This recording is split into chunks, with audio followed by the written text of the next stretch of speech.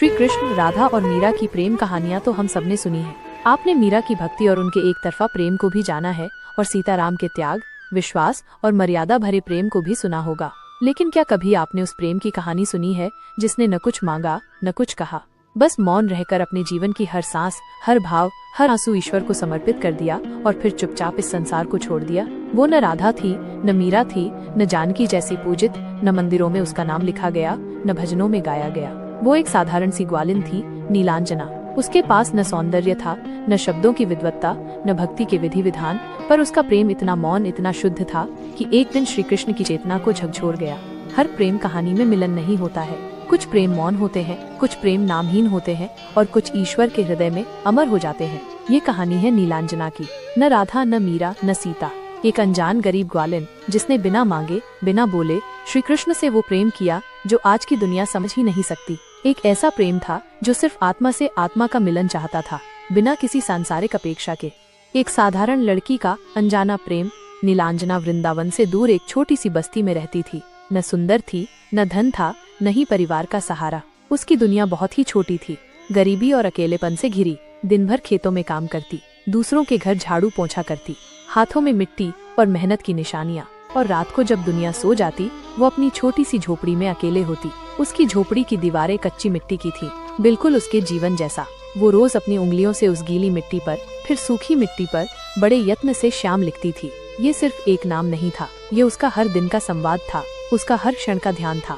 जब वो नाम लिखती थी तो उसे लगता उसकी सांसें उस नाम साथ में घुल रही हैं। उसने कभी श्री कृष्ण को देखा नहीं था, न कभी उनकी कोई तस्वीर देखी थी, केवल उनके बारे में सुनी थी। पर उसके सपनों में एक पुरुष आता, नीलवर्ण, पीताम्बरधारी, मुरलीधर। उसे कहता, तुम बोलती क्यों नहीं हो? बोल के मुस्कुराता और देखता। वो मुस्कान नीलांजना के मन में ऐसे बस जाती जैसे कोई बीज धरती में। नीलांजना को नहीं पता था कि ये सपना नहीं, उसकी आत्मा की स्मृति है। एक ऐसा प्रेम जो जन्मों से चला आ रहा था, एक ऐसा संबंध जो शब्दों से परे था। वृंदावन और आसपास के गांव में लोग राधा कृष्ण के गीत गाते, चंद्रबली की भक्ति की कहानियां कहते।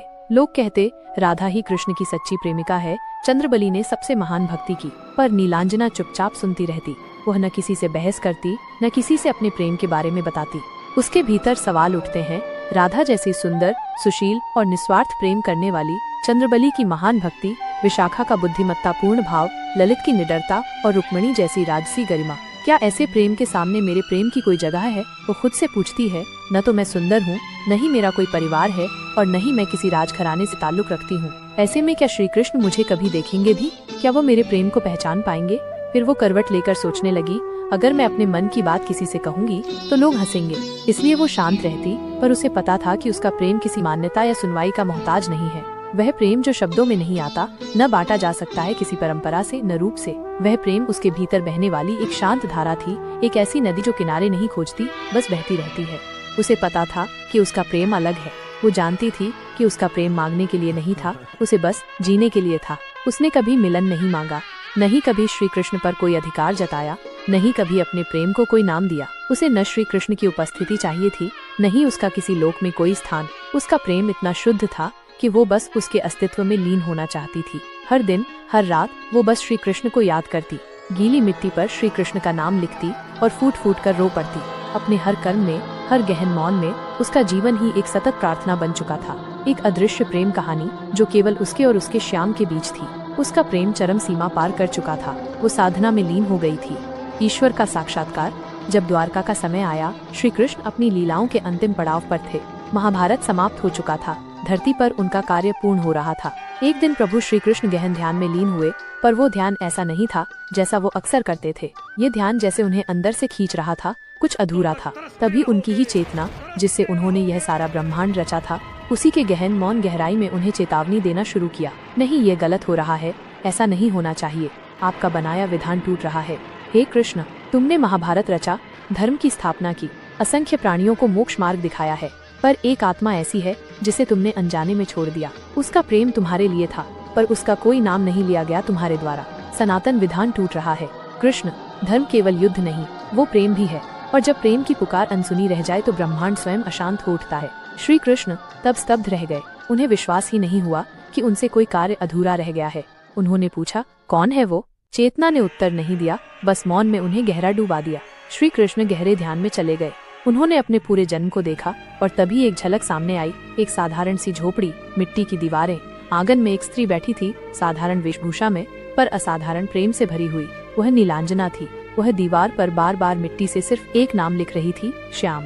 बार बार बड़े प्रेम से उनकी आंखें नम हो गईं। ये एक ऐसी आत्मा थी जिसने कभी कुछ नहीं मांगा था, फिर भी सब कुछ दे दिया था। उन्हें याद आया कैसे कितनी ही गोपियों ने, ललिता, राधा ने प्रेम किया और उन्हें दर्शन दिए, पर ये कौन थी जिसने बिना मांगे, बिना किसी अपेक्षा के इतना प्रेम दिया। उन्होंने कहा, राधा मेरी आत्मा थी, पर तू है नीलांजना, तू मेरा मौन प्रेम थी। तू वो थी जिसने कभी कुछ मांगा ही नहीं, फिर भी अपना सर्वस्व दे दिया। तेरा प्रेम इतना निर्मल था कि इसने मेरे हृदय को भी नम्र कर दिया। श्री कृष्ण की आंखें भर आईं। नीलांजना की अमरता, उन्हें याद आया। उन्होंने राधा को आत्मा कहा, चंद्रबली को भक्ति, गोपियों को समर्पण कहा, पर ये आत्मा, ये प्रेम तो इतना मौन था कि वो उनके ध्यान से भी छुपा रह गया। श्री कृष्ण चल पड़े नीलांजना के पास। सारे द्वार छोड़कर, राजसी वस्त्र उतारकर, मुकुट को त्याग कर वो उस झोपड़ी तक पहुँचे जहाँ दीवारों पर उनका नाम लिखा था, जहाँ हर कोना प्रेम भीगा हुआ था, जहाँ हवा में ही मौन प्रेम की सुगंध थी।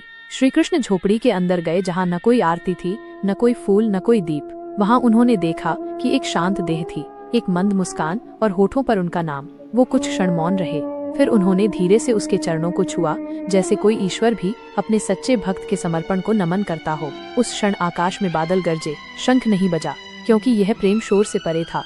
अंतर्यामी की पुकार थी जिसे केवल दिल ही सुन सकता था, पर नियति को कुछ और ही मंजूर था। नीलांजना गहन ध्यान में ही देह त्याग चुकी थी।